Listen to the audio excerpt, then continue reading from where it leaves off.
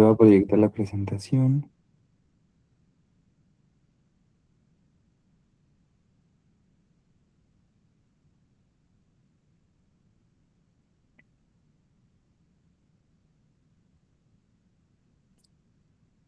Entonces, vamos a ver el tema ya por último de sangre periférica. Solamente vamos a puntualizar los puntos claves eh, de lo que pertenecería también a uno de los tejidos conectivos especializados, como habíamos dicho, ¿no? La sangre. Y es un tejido bien raro, porque aunque sea tejido conectivo y tenga células y tenga una matriz extracelular, o sea, como cualquier tejido conectivo, pues es un tejido líquido, ajá, en el que todavía había bibliografía hace unos años en el que no sabían cómo clasificar a la sangre porque sus características eran muy diferentes a todo lo demás que compone el cuerpo, ¿no? E incluso, pues mucho tiempo antes se creyó que hasta tenía como un componente espiritual, ¿no? O que el alma estaba en la sangre, y etcétera. O sea, hay mucho trasfondo cultural también acerca de la misma, ¿no? El uso de las sangrías, que era una terapéutica que antes se tenía como base, ¿no? Hace unos 200 años que se ocupaban las sangrías, que era literalmente hacerte una desintoxicación de tu sangre mediante la sangre de otra persona, o sea, cosas de súper random que ya no se ocupan y que hay que mencionar así nada más como para que las conozcan, ¿no? Bueno, entonces vamos a empezar, un pequeño, un pequeño meme. Entonces, ¿qué es la sangre? Es un tejido conectivo, ya dijimos, de característica líquida, que está compuesto como todos los tejidos conectivos por las células y su matriz extracelular. En este caso, la matriz extracelular de la sangre la vamos a llamar plasma. Ajá. Pero es muy similar a la matriz que vimos ayer en el tejido conectivo. ¿Cuánto tenemos de sangre? Aproximadamente en 5 o 6 litros. Casi siempre tenemos un poquito más los hombres que las mujeres, pero es un aproximado que va a representar hasta un 8% del peso corporal total. Ujú. O sea, de todo lo que tú pesas, el 8% es tu sangre. Es de color rojo por la cantidad de hemoglobina que hay. Es viscosa, o sea, aunque sea líquida, sí es líquida, pero también por la cantidad de células, pues lo hace viscosa. Y va a estar formado, a su vez, contenido más bien a su vez, en el corazón y en los vasos sanguíneos, que son los lugares donde está la sangre. Ujú. ¿Y qué funciones va a tener? Pues la que más conocemos es el transporte, ¿no? Transporte de absolutamente todo lo que queramos transportar en el cuerpo, hormonas, vitaminas, electrolitos, gases, hasta las lipoproteínas, todos los nutrientes, las toxinas, todo va a transportarse a través de ahí, los fármacos, ¿no? Todo absolutamente. Tenemos también su función como de buffer o amortiguador,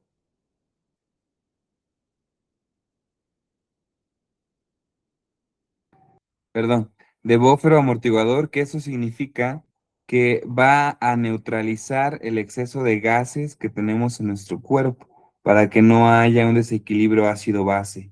Ujú.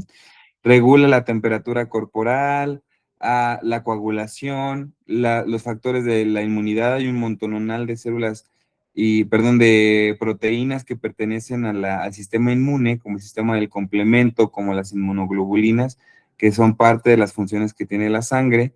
Y también no solamente transporte de sustancias, sino también transporte de las mismas células de la sangre, incluso para bien o para mal, pues también de los patógenos, ¿no? Es una forma de diseminación, incluso de las células cancerígenas también. Y bueno, esas son sus principales funciones. Ahora vamos a comenzar con la matriz extracelular, antes de ver las células. ¿Qué compone a esa matriz extracelular que llamamos plasma? Es de color amarillo, o sea, si centrifugamos y separamos los componentes de la sangre, más o menos el 50 al 60% va a ser plasma. Ajá. El 1% van a ser glóbulos blancos y plaquetas, mientras que el otro 40 a 50% van a ser glóbulos rojos, o sea, eritrocitos. Entonces, lo que más tenemos en la sangre es plasma. Ujú. De este plasma, el 90% va a ser agua, o sea, prácticamente es pura agua con proteínas y otras cosas. Entonces, ese 10% van a ser proteínas, pero hay un 1 o un 3%, por eso es que no puede ser el 10% total de proteínas, siempre hay un 1 o un 3% de otras cosas que van a estar variando en la sangre, que no están de forma estática, varían, ajá, van fluctuando dependiendo nuestro metabolismo. Los electrolitos, los metabolitos, la glucosa, los lípidos, las vitaminas, minerales, los gases, todo esto está dentro del plasma, ajá, pero pues es ya lo menos, es el 1% nada más, ¿ok?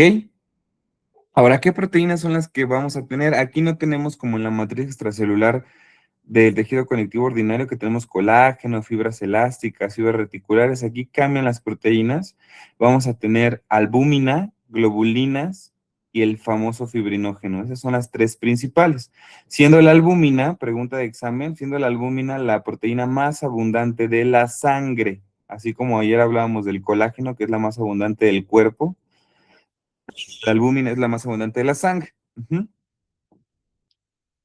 Ahora, ¿qué es el suero? ¿Qué llamamos suero en medicina? No el suero el que tiene electrolitos orales y que nos tomamos o el que nos inyectan a través de la vena, sino el componente sanguíneo. El suero es un plasma al cual le quitamos los factores de la coagulación y le quitamos el fibrinógeno. Eso es el suero. Ah, o sea, es el plasma sin los componentes de la coagulación.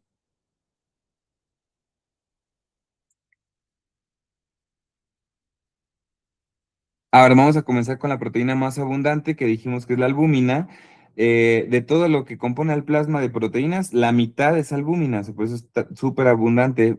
Pesa 50 kilodaltones, se hace en el hígado. Eso es muy importante. La mayoría de los componentes de la sangre se forman en la médula ósea, casi todas las células, como dijimos, pero la mayoría de las proteínas van a ser hepáticas. Ujú.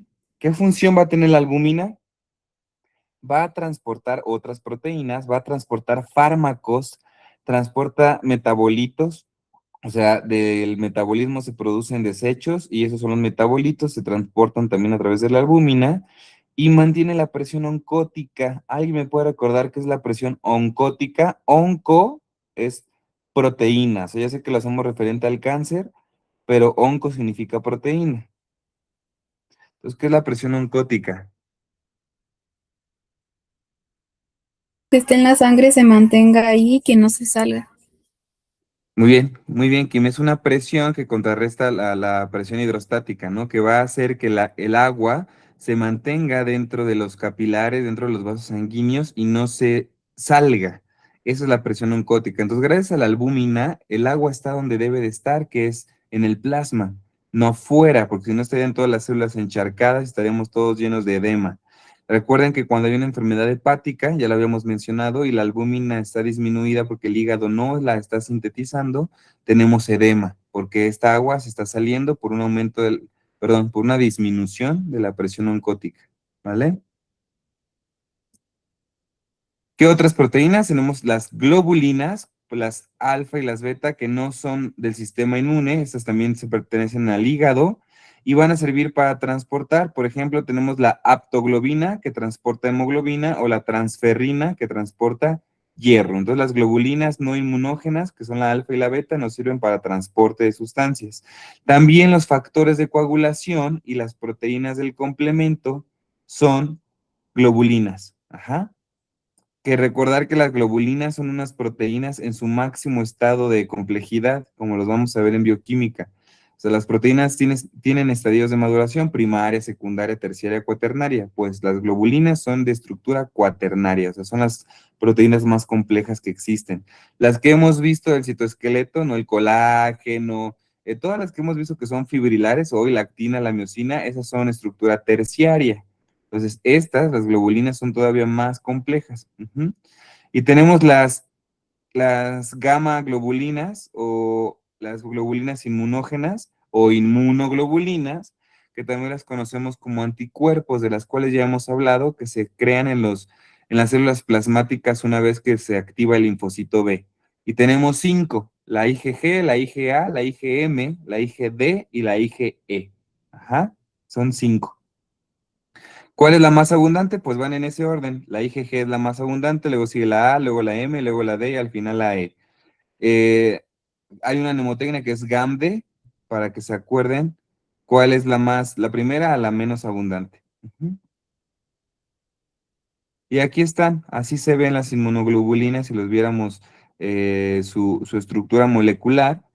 Eh, la IgG, la E y la D les llamamos monómeros porque están compuestos por una sola estructura de inmunoglobulinas, ¿sale? Que son esas estructuras como de 3 bracitos.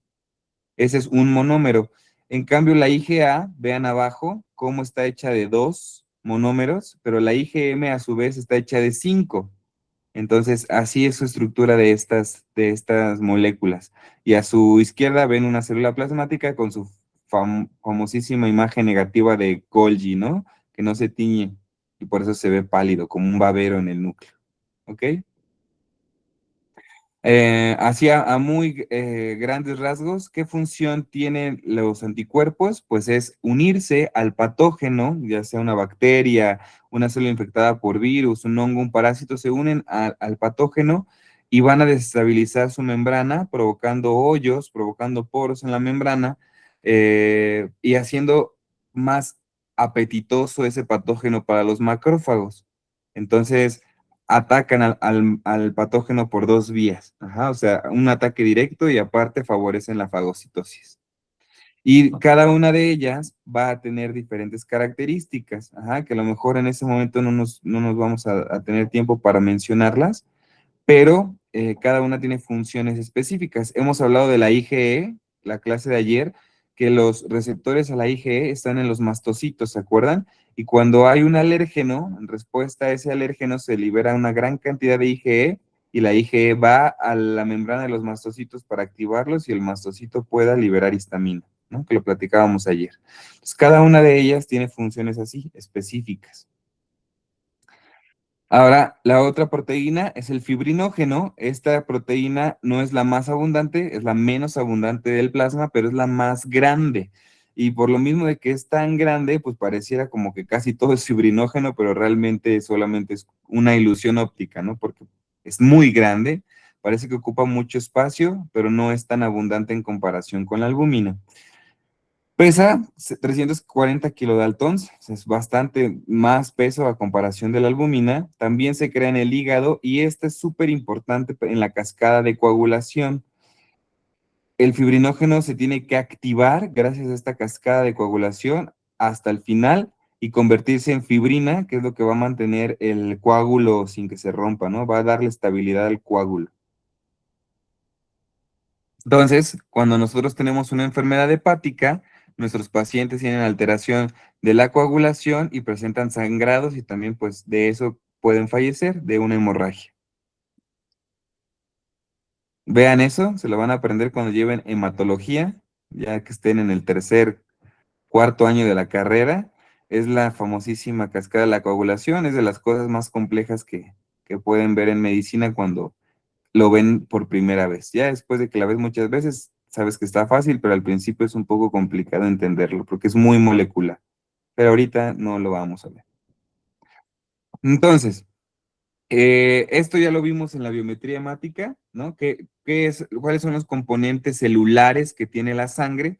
Que ya esto ya no es el plasma, estos son las células de la sangre y son los glóbulos rojos, los eritrocitos, que dijimos que de toda la sangre es aproximadamente entre el 40 al 50%, mientras que los leucocitos es lo mínimo, ¿no? Nada más un 1%, o sea, no es nada los leucocitos en la sangre. Y los leucos se van a dividir en los que tienen gránulos y los que no tienen gránulos.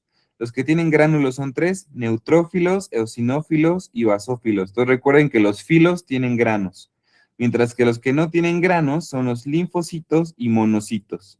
Ujú. Y aparte tenemos también la línea de las plaquetas o también llamados trombocitos. ¿Y qué tinciones teníamos para poder ver esto? Para poder ver la biometría hemática tenemos la técnica de Romanowski. Y hay 2 variantes de Romanowski, Wright, que ya la conocen para sangre periférica, y Giemsa, sobre todo para médula ósea. Ujú. Y pues también tenemos el famoso y barato azul de metileno para cuando en los laboratorios no existe Gride o Giemsa, pues se ocupa azul de metileno. No sé los que hicieron la carrera técnica en laboratorista, ¿qué ocupaban? ¿Ocuparon, sí tenían Gride ahí en la opción técnica o ocupaban azul de metileno? Azul de metileno. Azul de metileno, qué pobres somos, de verdad. Pero bueno, pues sí, o sea, es como la forma más fácil de ver sangre, pero la técnica especial o ideal sería ocupar Romanowski, ¿no? Ya sea Gride o ya sea Giemsa. Muy bien, entonces, aquí está nada más para que es lo mismo que acabamos de ver, nada más en forma de diagrama, cuáles son los granulocitos y cuáles son los agranulocitos. Y lo que platicábamos de la citis, ¿no? Que es esta acumulación de líquido en el espacio intersticial que se va a dar por la deficiencia de albúmina. Ujú. Entonces, algo que a ustedes les va a tocar hacer, ya que estén en el hospital, que estén rotando, que estén en el internado, es a esos pacientes con ascitis, vean la pancita que tienen ahí como si tuvieran 9 hijos, pero es agua, es pura agua que se salió de los vasos sanguíneos y que se acumuló en la cavidad abdominal. ¿A quién creen que le toca drenar esa agua? Así es, a los MIPS, a los internos. Así que cuando hagan su internado, van a hacer paracentesis de a montón, ¿no? Hasta que se aburran. Se les introduce una aguja con una manguerita para estar drenando toda esa agua del paciente y hay que reponer la albúmina, porque si no reponemos la albúmina vamos a generar todavía más ascitis. Entonces a esos pacientes cuando hagamos una paracentesis, que sacar ese líquido de ascitis, se le tiene que volver a pasar albúmina también intravenosa, ¿vale? Entonces vamos a hablar de los eritrocitos, que ya los conocemos. ¿Qué microscopía es esta? Obviamente está photoshopeada, pero ¿qué microscopía es? De barrido. De barrido, barrido. Gael. Perfecto. Estamos viendo solamente la superficie celular y se ve bien bonito cómo tienen esta concavidad en el centro, ¿no? Todos los eritrocitos sanos. Perfecto. Entonces, ¿de dónde vienen los eritrocitos? Pues de la médula ósea, pero no siempre. Cuando empezamos a formar sangre, que estamos en la panza de mamá, como lo vamos a ver en embrio, la formación de los eritrocitos comienza siempre en el saco vitelino, ¿no? Es una super pregunta siempre de embrio. Desde que se forma el saco vitelino, desde la tercera, cuarta semana ya empezamos a producir sangre. Ajá.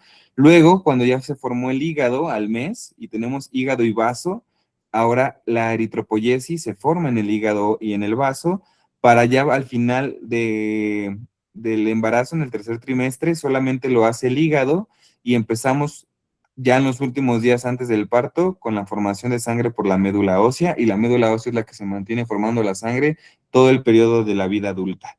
Ujú. Para poder realizar la formación de un eritrocito necesitamos eritropoyetina. Es una hormona que tampoco la hace el sistema endocrino, sino la hace otro órgano que es el riñón. Les digo que por eso es tan amplio el sistema endocrino, porque casi todos los órganos tienen un componente endocrino, ¿no? Ya lo vimos en corazón, ya lo vimos en los adipocitos, o sea, producen hormonas, aunque no sean del sistema endocrino. Entonces, la eritropoyetina que la produce el riñón es una glucoproteína que nos va a permitir o va a dar la señal para que se puedan formar eritrocitos. Sin ella es imposible la formación de eritrocitos. Entonces, ¿qué pasa con los pacientes que tienen una enfermedad renal, niños? No hay eritropoyetina, por lo tanto, ¿qué enfermedad van a tener si no hay eritrocitos? Leucemia. No, ni Dios lo quiera. Antes de eso, Kim. Anemia. Anemia. Anemia, ¿no? Entonces, los pacientes renales casi siempre van a cursar con anemia porque no hay eritropoyetina. Entonces, hay que inyectarles cada 3 días la eritropoyetina. Por eso ahí dice acción de 2 a 4 días. Es decir, que hay que inyectársela cada 3 días para evitar que el paciente vaya a tener anemia. Ujú. Recuérdenlo para todos sus pacientes renales, hay que estar inyectando eritropoyetina. ¿Cuánto mide un eritrocito? Mide más o menos 7 micras, o sea, de 7 a 8, le ponemos como de promedio 7.5. Ahí en la imagen dice 7.8, pero el promedio es 7.5. Y de altura va a medir 2.5, como tal todo el eritrocito. Y si quitamos la membrana plasmática y nada más lo medimos a la altura de la concavidad, de ese hoyito que tienen, de ese espacio, de lo que se ve sumido, vamos a medir 0.7, 0.8 micras. Ujú. Entonces, ¿por qué es importante la medida del eritrocito para, en general, para qué nos interesa la medida del eritrocito? ¿Cuánto mide de largo? ¿Por qué, a ver, los que estudiaron la opción técnica, por qué nos interesa saber el tamaño en general para cualquier estudio de sangre? A ver, Diego. A lo mejor para saber cuánto oxígeno puede llevar a los tejidos.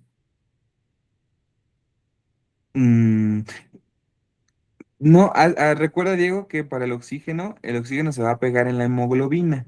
Entonces, más que para el tamaño nos sirva para saber cuánto oxígeno, más bien lo que nos serviría es saber cuánta hemoglobina hay, porque eso es lo que nos va a decir si sí está llegando el oxígeno o no, ¿va?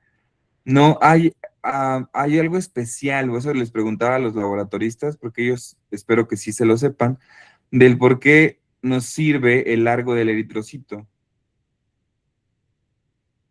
A ver, Sara. Pues recuerdo cuando vimos los estudios de gabinete que existe el volumen corpuscular medio o algo así, que era como el promedio del tamaño de los eritrocitos para ver si había algo anormal. Ese, perfecto, o sea, eso está bien, es el volumen corpuscular medio y nos servía para poder ver si había macrocitosis o microcitosis, ¿no? Si estaba más grande o más chiquito de lo normal. Y ese era un promedio de todos los eritrocitos que teníamos en una muestra. Pero va más allá, le llamamos la regla del histólogo y me refiero a regla no de norma, sino regla para medir. Si nosotros sabemos que los eritrocitos miden 7 micras, entonces podemos medir todo lo que queramos medir en la sangre, ¿no? O sea, podemos ver cuánto mide un macrófago, con cuántos eritrocitos le caben, cuánto mide un neutrófilo, de cuántos eritrocitos le caben, ¿me explico? O sea, lo podemos ocupar como regla. ¿Sí me doy a entender? Sí. Ok, entonces esa es la importancia que tiene saber o recordar que mide 7.5 de largo el eritrocito. Ujú. Entonces, ¿qué características tiene el eritrocito? Son muy flexibles, se van a acomodar siempre en pilas de moneda, o sea, uno sobre otro. Son extremadamente sensibles a los cambios de la osmolaridad, o sea, si tenemos un ambiente hipertónico o hipotónico, podemos provocar hemólisis. Hemólisis es que se rompan los eritrocitos, entonces son muy susceptibles al cambio de osmolaridad. Son frágiles. Los eritrocitos inmaduros les llamamos reticulocitos y eso los podemos también cuantificar para saber qué tanto está funcionando la médula ósea. Si la médula ósea está funcionando bien, estamos formando reticulocitos. Ajá. Y los reticulocitos pueden durar en la circulación poquito, se duran como un día en lo que se terminan de convertir a eritrocitos. Y los eritrocitos, ¿cuántos días viven? Eso se lo saben desde salud. ¿Cuántos días vive un eritrocito? 190 días. ¿Cuánto, Kim? 20 días. 120 días, ajá. Viven 120. 120 días porque, como siempre les digo, aunque parezca broma, el día 119, el pobre eritrocito tiene que emprender su viaje hacia el vaso, donde se lo van a comer los macrófagos, ¿no? Porque tenemos que recambiar la sangre, no podemos tener la misma sangre por más de 4 meses por la acumulación de toxinas, porque ya están viejitos, porque ya no hacen bien su chamba, entonces hay que regenerar esa sangre. Y entonces se van al vaso, ahí los macrófagos comen al eritrocito y liberan la bilirrubina, que la bilirrubina va a viajar a la sangre a través de las arterias y de las venas para llegar al hígado. Ajá, y ya del hígado ya saben que la bilirrubina se tiene que metabolizar para poderse excretar del cuerpo a través de la pipí y la popó. Ujú. Entonces, recuerden eso porque cuando tenemos una falla hepática también va a aumentar la bilirrubina. Ajá, y siempre que haya una hemólisis, o sea, que siempre que haya destrucción de eritrocitos, también va a aumentar la bilirrubina y entonces también vamos a poder ver ictericia, o sea, que el paciente se ponga amarillo. Ujú. Vean, así se agrupan en pilas de monedas con microscopía electrónica de barrido, se ve muy bien. Les digo que se parecen a esas pastillitas, a los TUMS o los, como se llamen, ¿no? Que tenían este centro como sumido y se agrupan unas tras otras. Así se ponen los eritrocitos sanos. Ya habíamos dicho en la biometría hemática que no hay que aprendernos el valor exacto, pero este es un aproximado. Recordad que los hombres siempre tenemos más eritrocitos que las mujeres porque tenemos más cantidad de agua y las mujeres tienen más grasa, ¿no? Por eso es que tienen menos. Y bueno, ahí estamos viendo eritrocitos con Wright, ya lo conocen. ¿Qué microscopía es? Aquí ya empezamos a ver eritrocitos enfermos. Esos eritrocitos no deberían de estar así. Parecen corcholatas al revés, ¿ya las vieron?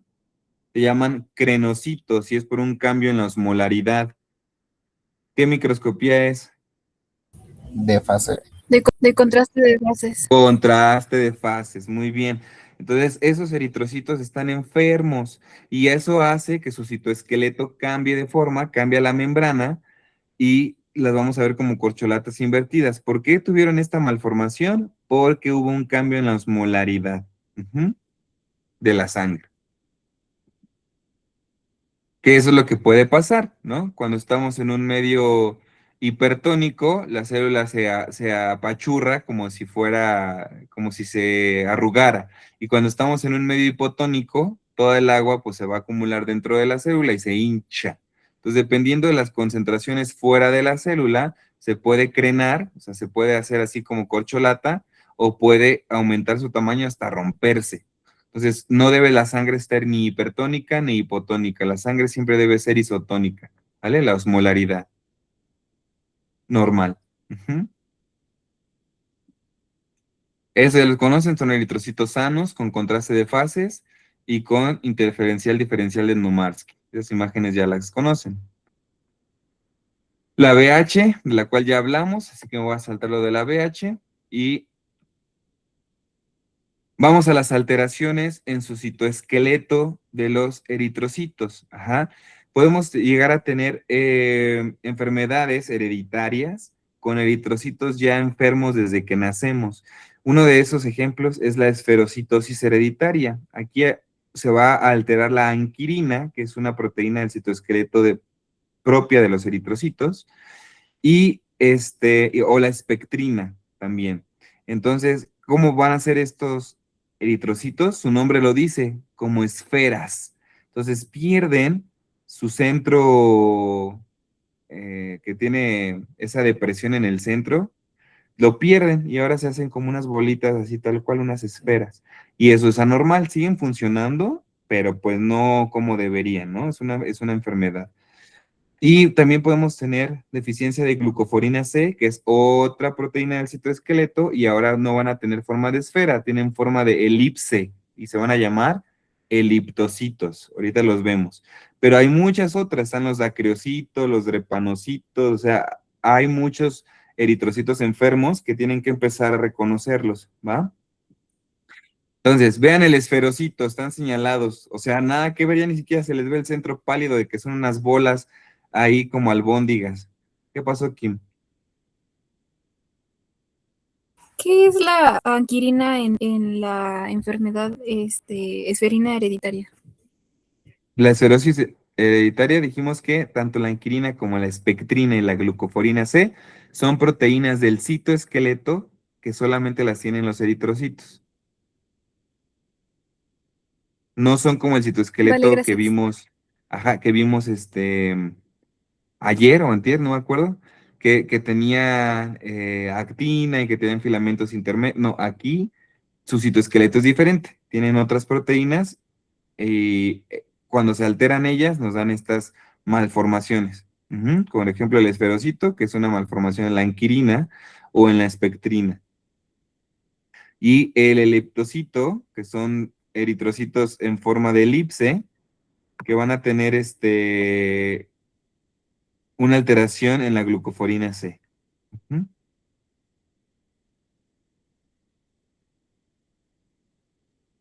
Entonces, este examen morfológico se debe de hacer en un frotis sanguíneo. En la biometría hemática no nos dicen qué forma tienen los eritrocitos, ¿no? Para poder ver la forma hay que hacer una biopsia de sangre, y esa biopsia de sangre se llama frotis sanguíneo. Entonces, con una gotita de sangre la ponemos en un portaobjetos y la vemos al microscopio. La teñimos y la vemos al microscopio.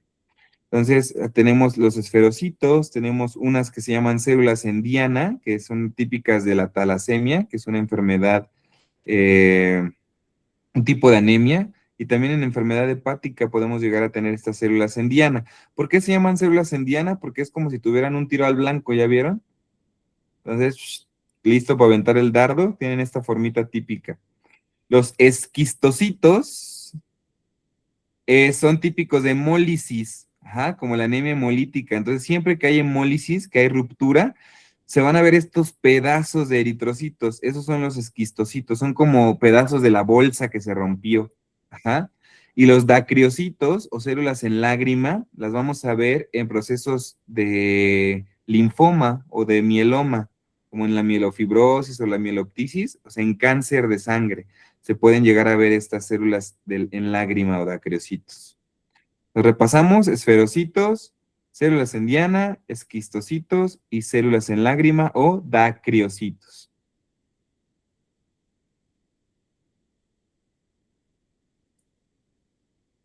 Vamos a hablar un poquito de la hemoglobina. La hemoglobina, pues, es una proteína que está dentro de los eritrocitos, es globular, o sea, es de estructura cuaternaria, es muy compleja. Lo normal, ya habíamos mencionado, es que tengamos de 15 a 18 gramos, y en la mujer todavía puede hasta los 14 y todavía puede seguir siendo normal, y por cada 100 mililitros, ¿no? Y van a ser 4 cadenas polipeptídicas unidas covalentemente, o sea, tienen una unión fuerte con el grupo hemo, con un hierro. Ajá. Si no hay ese hierro, la hemoglobina no queda unida y por lo tanto no sería funcional, no podría guardar oxígeno. Es por eso que cuando hay una deficiencia de hierro en la alimentación, tenemos anemia, ¿no? Otra enfermedad más donde la nutrición mete su cucharota. Entonces, si no hay hierro, no, simplemente no, aunque haya oxígeno, aunque haya eritrocitos, aunque haya todo, pues el tejido nunca va a estar recibiendo oxígeno porque no se está transportando. ¿Ok? Entonces, cuando hay una mayor tensión de oxígeno, esta globina va a liberar CO2 y el hierro se va a unir al oxígeno, pero cuando hay menor tensión de oxígeno, la hemoglobina libera el oxígeno y se fija CO2. Es decir, si yo tengo más oxígeno, entonces la hemoglobina guarda más oxígeno. Si yo tengo más CO2, pues entonces la hemoglobina va a guardar más CO2. También la hemoglobina es afín al dióxido de carbono. Por lo tanto, podemos sobresaturar a este mecanismo de transporte cuando hay un exceso de dióxido de carbono. Pero hay un gas al que todavía la hemoglobina es más afín que al oxígeno y que al dióxido de carbono, y es al monóxido de carbono, que el monóxido de carbono se produce en la combustión, cuando prendemos la estufa, cuando el coche está en marcha, y entonces no se produce con poquito tiempo, es por un tiempo prolongado de combustión y es una causa de muerte. Como el monóxido de carbono se une a la hemoglobina, pues ya no le da chance ni al dióxido de carbono ni al oxígeno para transportarse. Se transporta monóxido de carbono y eso pues nos termina matando, ¿no?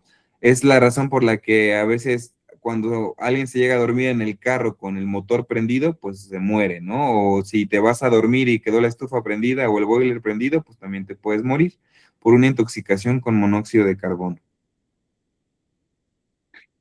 Eso no tiene ahorita importancia, es un tema de bioquímica, el cómo se sintetiza la hemoglobina, pero pues, para nada más recordar que necesitamos hierro para su formación, pero aquí sí hay algo importante clínico mencionar, no es histológico, pero pues ya que salió esta diapo se los menciono, hay una enfermedad que se llaman porfirias, y en las porfirias hay un error aquí en la síntesis de la hemoglobina, ajá, y entonces son personas que tienen anemia, que son muy, muy, muy pálidas y que tienen deformación también hasta los dientes y que pueden hasta brillar con la luz de lo pálidas que son, y de ahí viene el mito de los vampiros.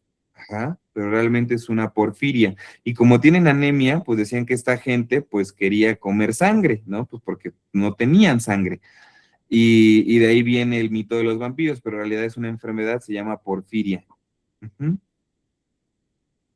Y sí, sí les dan ganas de comer sangre porque tu cuerpo es sabio y es lo que te hace falta. Entonces se te antoja donde haya hierro, comen tierra, comen hielo, o sea, sí tienen un síntoma que se llama pica, que es estas ganas por comer hierro. Ujú.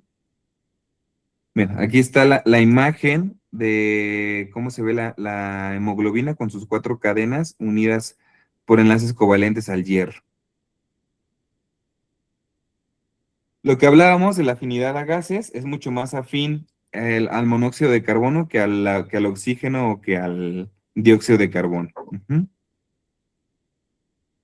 Nos sirve como buffer amortiguador, ya habíamos dicho, porque va a tener una proteína que se llama proteína de banda 3 y esta proteína nos permite intercambiar en la célula bicarbonato por cloro y de esta forma disminuir la cantidad de hidrógeno que hay en la sangre y establecer el equilibrio ácido-base para que no haya acidosis ni alcalosis. Ujú. Entonces los eritrocitos nos ayudan también a eso y pueden producir ATP.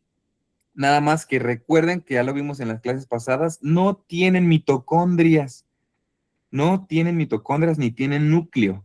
Ajá, por lo tanto, muchos piensan que los eritrocitos pues no son células, ¿verdad? Porque no hay ni núcleo ni tienen mitocondrias. Entonces, ¿cómo producen ATP? Solamente porque tienen glucólisis y como vamos a ver en bioquímica, la glucólisis se lleva a cabo en el citoplasma.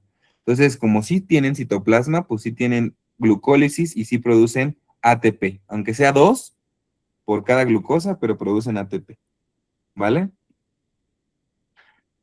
Existen 3 tipos de hemoglobina, la hemoglobina alfa 1, la alfa 2 y la hemoglobina fetal. La fetal, pues nada más lo estamos produciendo cuando estamos dentro de la panza de mamá y en el adulto tenemos la hemoglobina A1 y la A2, que están conformadas por 2 cadenas alfa, en el caso de la A1, 2 cadenas beta y en el caso de la A2, 2 cadenas delta. Pero si les llegan a preguntar algo sobre los tipos de hemoglobina es cuál es la más común y va a ser la A1 hasta en un 96%, formada por 2 cadenas alfa y 2 cadenas beta. Ujú. Lo que les mencioné de la intoxicación por monóxido de carbono, porque tiene mayor afinidad por el grupo hemo que el oxígeno, y entonces nos terminamos intoxicando y la piel se pone completamente un rojo brillante. Busquen ahí ahora que puedan cómo se ve una persona con intoxicación por monóxido de carbono porque les va a llegar al hospital, siempre les llega a alguien así, y pues ya llegan prácticamente muertos, ¿no? O en muy mal estado. Ahora, ¿qué son los grupos sanguíneos? A ver, los chicos laboratoristas. Que era Mariana y no me acuerdo quién más hizo, creo que eran 2 o 3 que estuvieron en la opción técnica. ¿Qué es el grupo sanguíneo?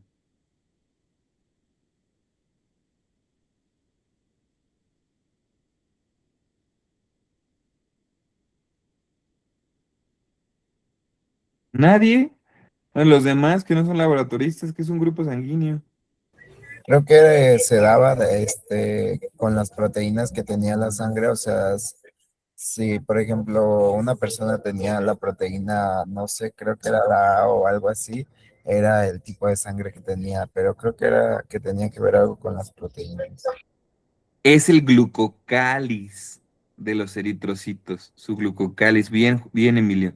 Que son glucoproteínas. Entonces, si tiene la presencia de esa glucoproteína, vamos a decir que su grupo sanguíneo es similar, ¿no? Dependiendo qué glucoproteína tenga o la que no tenga. Ajá. Y eso nos va a dar el grupo sanguíneo que fueron estudiados y descritos por Karl Landsteiner a principios de los 1900, o sea, es reciente, ¿no? No es un conocimiento tan viejo y esto ha venido a revolucionar un montón la hematología por las transfusiones sanguíneas, ¿no? Porque antes se pasaban sangre, les digo, cuando existían las sangrías y a veces la misma sangría te terminaba matando porque tu cuerpo era incompatible a la transfusión de sangre de la otra persona. Entonces, Eso no se sabía antes, ¿no? Y ahora que tenemos el conocimiento de los grupos sanguíneos, podemos hacer una transfusión específica al grupo sanguíneo que tiene una persona y con eso salvarle la vida por una hemorragia. Ujú. Entonces, ¿cuántos grupos sanguíneos tenemos? 4. Si tenemos afuera de nuestro eritrocito la glucoproteína A o el antígeno A, se va a llamar tipo sanguíneo A. Si tenemos la glucoproteína B, pues se va a llamar tipo de sangre B. Si tenemos los dos, o sea que tengamos tanto el A como el B, pues es un tipo de sangre AB. Y si no tenemos ninguno, el tipo sanguíneo es el 0. Pero por ahí alguien le empezó a decir O y ya se nos quedó para toda la vida O. Pero es 0 de que no tienen glucoproteínas de superficie. O sea, su glucocáliz no presenta glucoproteínas. Ajá. Entonces, ¿por qué será importante esto? Porque nuestro sistema inmune detecta esas glucoproteínas como si fueran una amenaza y monta una respuesta inmune contra ellas, contra las desconocidas. Entonces, si yo tengo un antígeno A, pues mi cuerpo va a reconocer el antígeno A como lo normal. Pero si yo le meto a una persona el antígeno B, ¿qué le va a hacer el sistema inmune al antígeno B?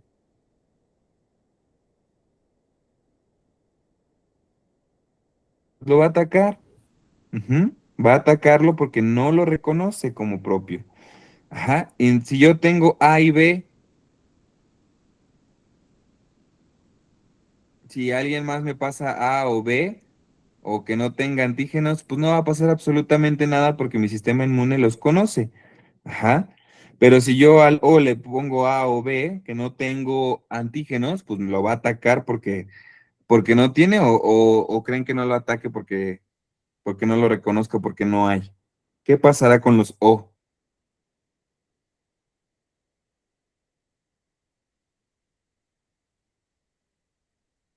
Lo ataca, No tengo antígenos. no Ajá. reconocen alguno. Pues el sistema inmune, ¿qué va a reconocer? No, pues si no hay nada que atacar porque no tengo. Por eso es que le podemos dar a todo mundo el tipo de sangre O, pues porque no tiene antígenos. Ajá. Frida. Pero a menos que sea negativa, ¿no? Ah, no, ahorita estamos hablando del tipo de sangre, no nos hemos metido con el RH, es otra cosa, ¿vale? Ahorita les explico la diferencia. Entonces, este cuadrito, guárdenlo, lo van a tener en las diapositivas, que les va a servir mucho para la carrera. Vemos el tipo de eritrocito, ¿no? Eritrocito tipo A con el antígeno A de superficie, el B con los B y el AB con ambos y el 0 con ninguno. Entonces, ¿qué anticuerpos vamos a tener en el plasma de las personas? Pues el contrario, como les dije. Si tenemos A, pues vamos a tener anticuerpos contra el B. Si tenemos B, vamos a tener anticuerpos contra el A. En dado caso de que seamos AB, pues no tenemos anticuerpos. ¿Por qué? Pues porque reconocemos como nuestro tanto el A como el B. Y los que tienen 0 van a producir anticuerpos contra el A y el B en dado caso de que le hagamos una transfusión, ¿no? Pero él sí se puede donar, o sea, el O sí lo podemos pasar a, al B o a la B porque no tiene anticuerpos. Pero porque no tiene antígenos de superficie, o sea, no hay nada que reconozcan como extraño y lo ataquen. Ajá. Por lo tanto, el O es el donador universal, porque a cualquiera le podemos pasar este tipo de sangre y no va a haber problema. Y el receptor universal sería la AB, porque como no tiene anticuerpos, pues recibe cualquier tipo de sangre, tanto la A, tanto la B como la O. Entonces, eso se los van a preguntar mucho. ¿Cuál es el donador universal? El O o el 0. Ajá. ¿Cuál es el receptor universal? El AB. ¿Cuál de estos 4 es más común? Y vamos a hacer la prueba entre nosotros. Alce su manita todos los que sean A. Alguien ayúdeme a contarlos ahí. A ver, Ian, ¿quién más es A? ¿Solo Ian? ¿Quién es B? Iwi, ¿quién más? Chelsea, muy bien. ¿Quién es AB? Si hay un AB, wow. ¿Tú, Jimé, eres AB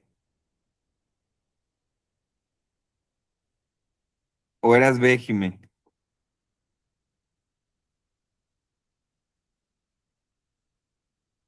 Y me andas muda hoy. B. Es que AB es rarísimo, rarísimo. Por eso les digo que si encontramos a alguien, wow, porque no hay, son muy raros este tipo de sangre. Y ¿quiénes son O? Pues todos, ¿no? Exacto, ¿no? Es el más abundante que puede existir de todos los tipos de sangre. Entonces, por eso es que nosotros nos podemos dar entre nosotros si no hay problema, porque somos donadores universales, ¿sale? Aquí el problema son sobre todo los AB y el AB cuando no hay, cuando el único que puede donar es AB, porque pues no le puede donar a quien sea, más bien no le puede donar ni al A, ni al B, ni al O. Entonces está muy difícil. Ser AB. Listo, entonces vamos a ver qué es el RH. Y si esto es así, quiere decir que el sistema ABO lo heredamos, niños. Y era una de las formas en las que antes podíamos hacer pruebas de paternidad, antes de que hubiera el PCR y la secuenciación del DNA, hacíamos la prueba de paternidad así. ¿Por qué? Porque a fuercitas tus anticuerpos, perdón, tus antígenos tienen que venir de mamá o de papá. O sea, tú no puedes ser de la nada O si tienes una mamá A y un papá B. O sea, tienes que haberlo heredado de alguien. Ujú. Por eso servía como prueba de paternidad. Entonces, no quiero aquí romper familias, pero me ha pasado, sobre todo cuando daba esto, que como dos alumnos descubrían que eran adoptados o que sus papás no eran sus papás, solamente por preguntarle su grupo sanguíneo. Entonces, no lo hagan, ignoren el grupo sanguíneo de sus papás. Muy bien. ¿Qué es ese animal? Lo está saludando, dice hola. Un macaco, un mono. ¿Un mono qué, Pablo? ¿Alguien sabe de biología? ¿Qué mono es ese? Es un macaco resus. ¿Cuál, Elian? Es un macaco resus. Recius, ajá, un mono Recius, donde descubrimos el factor RH. Bueno, no yo, ¿verdad? Quien lo haya descubierto fue aquí, en los monos Recius, por eso se lleva ese nombre. ¿Y qué es el RH? Es otra glucoproteína que no pertenece al ABO, pero si está presente, le vamos a decir que es positivo, y si no la tenemos, le vamos a decir que es negativo. Ajá. Y entonces, si la tenemos, no vamos a tener anticuerpos contra el RH porque lo tenemos. ¿Cuál es el problema? Que cuando es negativo y hacemos una transfusión, al que no lo tiene, obviamente que va a tener anticuerpos, perdón, si le pasamos el que sí lo tiene al que no tiene, pues lo va a atacar porque no lo reconoce, porque es algo externo. Y al revés, ¿no? Si le pasamos el negativo que no tiene a alguien positivo, pues no hay problema. ¿Por qué? Porque no tiene antígenos, ¿sale? Lo mismo que en el ABO. Entonces, ¿por qué aquí es un poquito más riesgoso o más peligroso?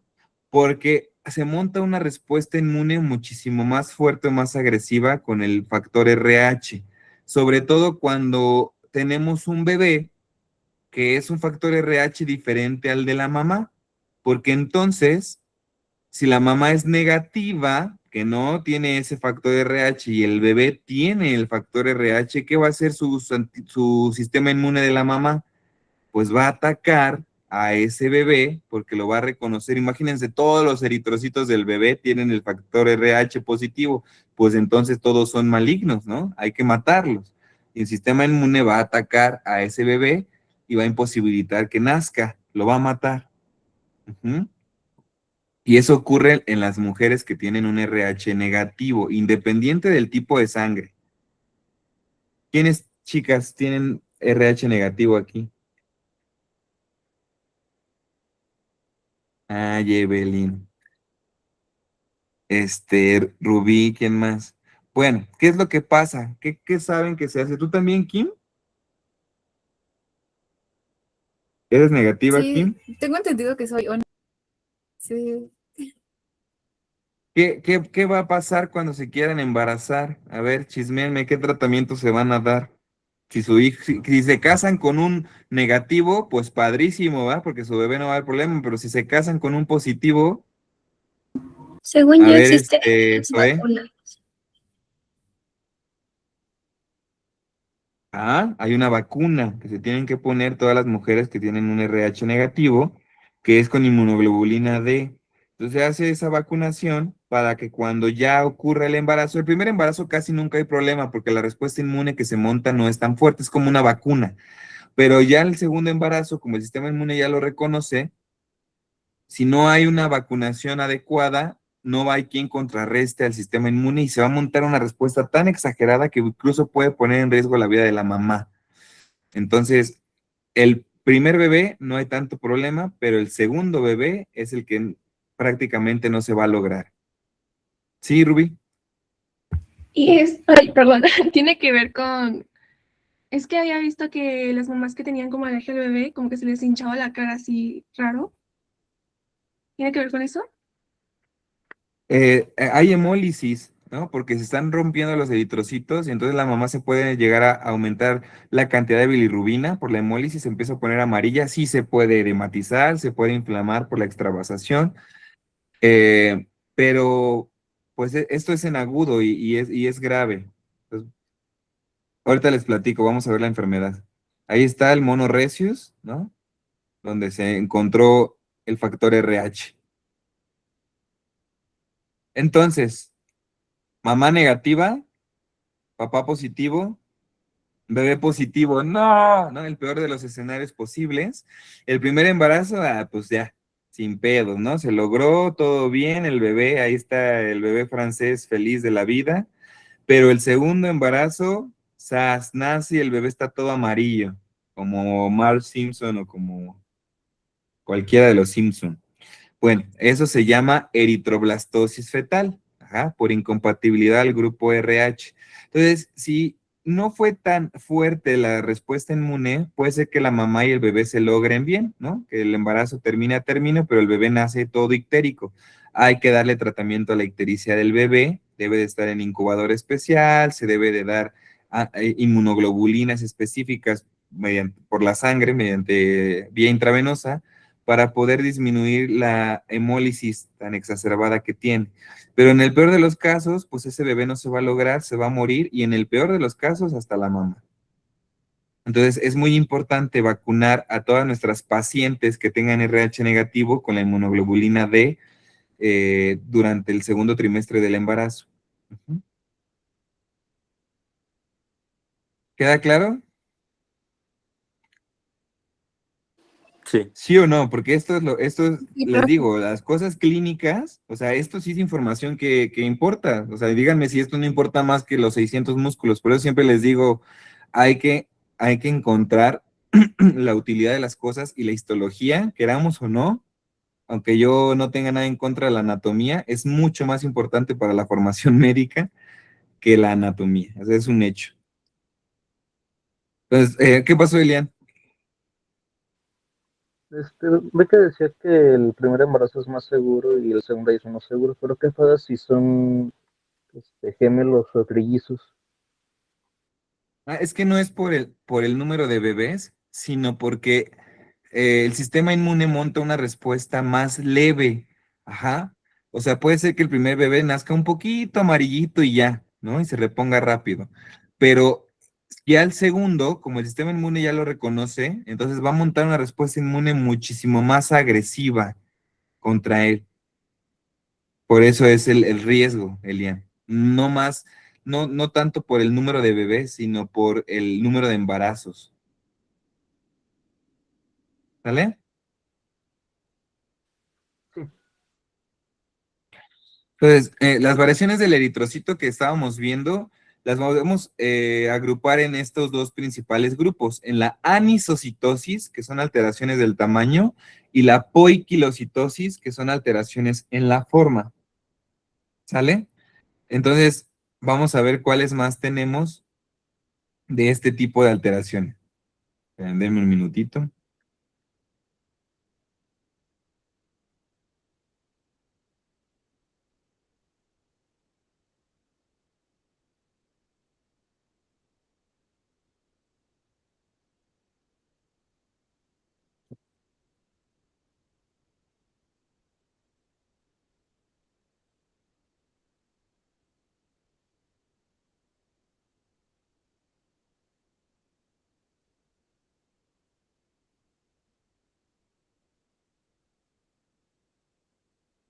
Entonces, anisocitosis, que quedamos que es en el tamaño, véanlo aquí.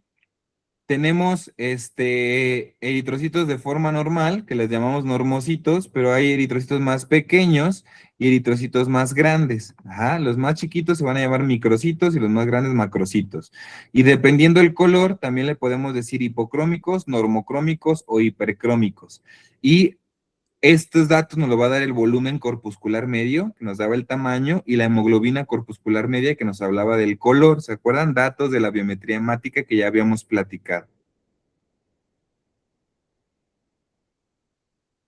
Entonces aquí tenemos ejemplos. Ajá. Anisocitosis, vean el tamaño. Aquí tenemos una macrocitosis, hay eritrocitos muchísimo más grandes. ¿Por qué esa no es una esferocitosis y se ven redonditos?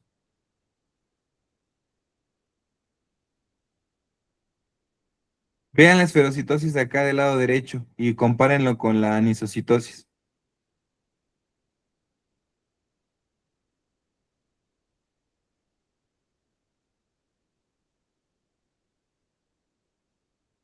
Porque los esferocitos se van a ver redonditos, pero del mismo tamaño que los eritrocitos. Ajá. En cambio, acá vemos unas células que parecieran unos esferocitos, pero son mucho más grandes que los eritrocitos. Por eso es una anisocitosis, es una macrocitosis. Ujú. Y todos los de acá abajo son poiquilocitosis. La esferocitosis, la liptocitosis, las de células falciformes, la esquistocitosis, los dacrocitos, todas esas son poiquilocitosis porque hay una alteración en la forma de los eritrocitos. Ujú. Otra vez, esferocitos, dacriocitos, vean cómo son células que parecen lágrimas o de esas granadas chinas, ¿no? Parecen o como trompas de kiwi de las aves, como la forma que le quieran poner, pero dacrio es lágrima, entonces por eso es que son células en lágrima. Los eliptocitos, que tienen forma ovalada de elipse, y también ya habíamos dicho que por la cantidad de hemoglobina también va a haber alteración. ¿Qué es la poliglobulia? Es lo contrario a la anemia. Hay un aumento del número de eritrocitos, que ya habíamos dicho que se puede relacionar a que la sangre está muy concentrada por una deshidratación, pero también puede ser una enfermedad que se llama policitemia vera, ajá, que es un exceso de producción de eritrocitos, y aquí la causa es a nivel de la médula ósea. Y las anemias, que ya habíamos mencionado un poquito sobre esto, va a ser una disminución en la cantidad de hemoglobina, más que del número de eritrocitos, es en la hemoglobina. Entonces necesitamos hacer un frotis sanguíneo para ver la forma y el tamaño y la biometría hemática, que pues nos da todos los datos que ya conocemos. Pero el frotis sí es necesario porque a lo mejor podemos ver en la biometría que hay una macrocitosis o que están hipercrómicos, pero al hacer el frotis podemos ver específicamente la forma. ¿Sale? Entonces, ¿qué factores tenemos para anemia? Algo que aumente la destrucción, que haya hemólisis, que no haya poca hemoglobina, por ejemplo, que no haya la que decíamos, la eritropoyetina, entonces no se está formando los eritrocitos, por lo tanto no hay hemoglobina, o que no haya hierro, ajá, entonces hay una disminución en la producción de hemoglobina. Otra causa sería una hemorragia, que se esté saliendo la sangre y tengamos anemia porque hay poca hemoglobina, pues porque no hay sangre, ajá. O alteraciones bioquímicas de la hemoglobina. Entonces tenemos la más común, que es la anemia ferropénica o ferropriva. ¿Y esta cómo va a ser? Va a ser microcítica hipocrómica. ¿Por qué? Porque no hay hierro, entonces son chiquitos y pálidos. ¿Vale? ¿Cómo va a ser el volumen corpuscular medio y la hemoglobina corpuscular media? Pues bajas en ambos casos, ¿no? Como la mayoría de los niños con desnutrición, pues tienen una anemia ferropénica. ¿Cuál es el tratamiento? Dependiendo del grado de desnutrición, esto es muy complejo, pero si solamente es una anemia leve, podemos dar dieta y suplemento de hierro. Si es una anemia moderada, suplementar con hierro intravenoso, y si es una anemia severa, hay que dar transfusión sanguínea, independientemente de tratar la desnutrición, que eso es un tema aparte. ¿Mm? Por hemorragia crónica, Por ejemplo, tenemos varices esofágicas, hemorroides, algo que hace que nuestro cuerpo esté sangrando de forma crónica, o parásito como el que ven ahí, que es una uncinaria, también provoca sangrado crónico y nos va a dar una anemia microcítica hipocrómica como la ferropénica. Pero esas son otras causas, la hemorragia crónica. Ahora, la hemorragia aguda, por ejemplo, te cortaste y te desangraste y vas a hacerte una BH y tienes anemia porque perdiste mucha sangre por una hemorragia aguda, te va a dar una anemia normocítica normocrómica, o sea, todo va a salir normal excepto la hemoglobina, ¿no? Que es la que va a estar baja. Y las macrocíticas son por deficiencia de vitamina B12 o vitamina B9, o sea, por deficiencia de ácido fólico o por la vitamina D, perdón, por los folatos. Ajá. Y si hay deficiencia de vitamina B12, que se relaciona su absorción con algo que está en el estómago, que se llama factor extrínseco de Castle. Ese factor extrínseco permite la absorción de la vitamina B12. Entonces, cuando tenemos una gastritis, por ejemplo, que hay una lesión en el estómago, va a haber disminución de este factor. Por lo tanto, no se va a estar absorbiendo la vitamina B12 y una gastritis nos puede ocasionar una anemia macrocítica. ¿Sale? Igual les dije, la deficiencia de ácido fólico de folatos también va a darnos una anemia macrocítica, porque como hay deficiencia del ácido fólico y el ácido fólico lo necesitamos, como vamos a ver en bioquímica, lo necesitamos para pero no encontraba el cursor. La necesitamos para la formación de ADN. Entonces, si no tenemos ácido fólico, esas células se van a hacer enormes como en compensación por la deficiencia del DNA que hay, porque no hay núcleo.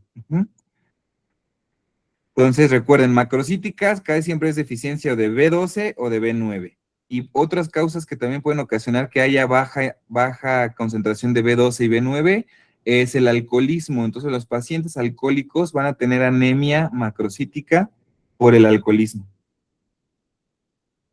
¿Ok? Aquí tenemos un ejemplo, vemos enormes los eritrocitos a comparación de cómo los conocen, ¿no? Van a medir, obviamente, si los midiéramos, más de 7 micras, ¿no? Van a medir como 10 micras cada eritrocito. Otras macrocíticas por drogas, como les dije, por alcohol, eritroleucemias, refractarias al tratamiento, o sea que tenemos una anemia, le damos tratamiento y ahora en lugar de tener hipocrómicas y microcíticas se hacen grandototas, ¿no? O por enfermedades de la colágena, como ayer las veíamos, que también pueden llegar a tener macrocitosis, el Ehlers-Danlos y el Marfan, de los que hablábamos ayer. O alteraciones en la hemoglobina, por ejemplo, la anemia de células falciformes o drepanocítica, que hay una mutación, que se cambia una valina, que es un aminoácido, por un ácido glutámico. Ya con eso se altera toda la hemoglobina y la hemoglobina ya no es funcional y vamos a tener anemia para siempre, ¿sale? Porque tu hemoglobina es la defectuosa, entonces no es que tengas deficiencia de algo, no es que te falte algo, no, o sea, no hay forma, es una mutación y toda tu hemoglobina va a estar mal desde el nacimiento. Que se ven así. Vean, este sería uno normal y con la hemoglobina mutada se ve una célula falciforme que parecen como plátanos.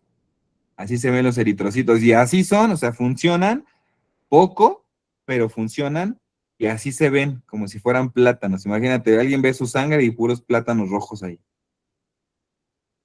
Véanlos, así se ven en la realidad. Como chiles, ¿no? Como plátanos.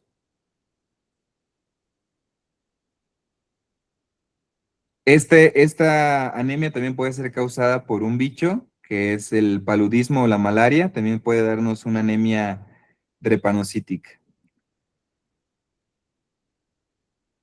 La talasemia también es una alteración de la hemoglobina, también es una enfermedad genética donde hay una hemólisis aumentada, entonces vamos a poder tener esquistocitos, que son los pedazos de las bolsitas de eritrocitos que están ahí en la sangre, porque se rompió. Vamos a tener también células en diana, como habíamos dicho hace ratito, por la talasemia. Entonces, ¿cuál es la clínica de la anemia? La conocemos muy bien, hay fatiga, hay irritabilidad, mareo, podemos tener hasta tinitos y fosfenos como si tuviéramos hipertensión arterial, porque hay muy poca cantidad de hemoglobina y dolor de cabeza crónica. ¿Qué signos podemos ver? Pues palidez, taquicardia, taquipnea, algún soplo, palpitaciones, caída de pelo, adinamia, y si revisamos la mucosa y las uñas, pues se ven pálidas. Ujú. Y listo, niños, terminamos sangre. ¿Dudas? Terminamos nuestro mini curso de histología, que la verdad es que pensé que sí íbamos a lograr abarcar más, pero si les diera menos información, pues tampoco tiene tanto caso, ¿no? Pero bueno, entonces cubrimos prácticamente todo lo del primer y segundo parcial. Les vuelvo a repetir, si llegan a necesitar asesoría de histología, pues ya estando en la facultad, organizamos un cursito, organizamos una clase, asesorías o lo que sea, o lo que haga falta, ¿ok? Muy bien, entonces pasaríamos el día lunes a ver anatomía. Y para el día lunes, martes y miércoles que les va a dar la clase el doctor Tona, esos 3 días, van a ser las clases después de las 6. Y les digo después de las 6 porque lo esperado es que a las 6 comenzara la clase, pero si en dado caso sale un poquito más tarde así, yo les avisaría, pero esperemos que no, que sea a las 6 y a las 6 empiece, y que sean 2 horas y media, máximo 3 horas de clase. Ujú. Igualmente, si no se pueden conectar, van a quedar grabadas y van a tener el material para que no se estresen por si tienen algo que hacer en la noche, salir o lo que sea. No hay ningún problema. Lo ven en la mañana ya tranquilamente la clase. Y el día jueves, la clase se las voy a dar yo, la clase de anatomía, porque el doctor tiene guardia. Y y el día viernes, a lo mejor se las da el doctor Tona, a lo mejor se las doy yo, ya me pondré de acuerdo con él, pero esos 3 días, lunes, martes y miércoles, sí se las va a dar el doctor Tona y yo les doy el jueves la clase. Vamos a comenzar con cabeza y cuello el día lunes, lo más que podamos avanzar de cabeza y cuello, si no acabamos el martes, y después pasaríamos a tórax, abdomen y pelvis. ¿Sale? Lo que no vamos a revisar de anatomía para nada son las extremidades, o sea, ni extremidades superiores ni extremidades inferiores. Ujú. Y pues ya, hasta ahí, las siguientes 2 semanas pues seguiría embrio y acabaríamos con bioquímica. ¿Vale? Entonces yo los voy a estar viendo de todos modos, el jueves los veo, pero ya retomamos las clases conmigo hasta dentro de 2 semanas que les dé bioquímica. ¿Sale? Eso sí, no está tan fácil como la histo, ¿eh? Ahí en bioquímica sí está perrito, entonces para que lo vayan considerando desde ahorita y vayan estudiando un poquito lo más, que puedan viendo videitos o leyendo el libro que les mandé, para que no se les haga tan difícil cuando lleguemos a los temas de bioquímica. ¿Ok? ¿Dudas, chicos? No, profe. No, profe. ¿Segurísimo? Va, entonces disfruten su fin de semana. Nos vemos el lunes a las 6 de la tarde. ¿Vale? Hoy no, Gracias. no Gracias, tienen hasta tarea de luego. nada, no se preocupen, nos vemos. Gracias, profe. Gracias, profe. Adiós, Hasta luego. profe, hasta luego. Adiós, profe. Hasta luego, Profe,